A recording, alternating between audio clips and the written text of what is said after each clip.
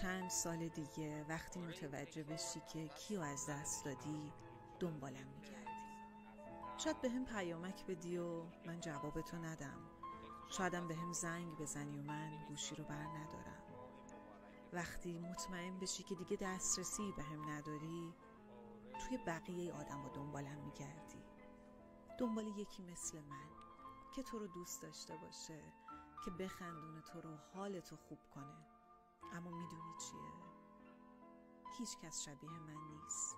من با بقیه فرق داشتم. من تو رو همه جوره دوست داشتم و تو چقدر آسون منو از دست دادی. مطمئنم تا آخر عمرت توی هر آدمی که میبینی دنبال رد پایی از من میگردی. Ich habe dir gesagt, kommst du nicht mit mir. هرگز. Und? Geh mit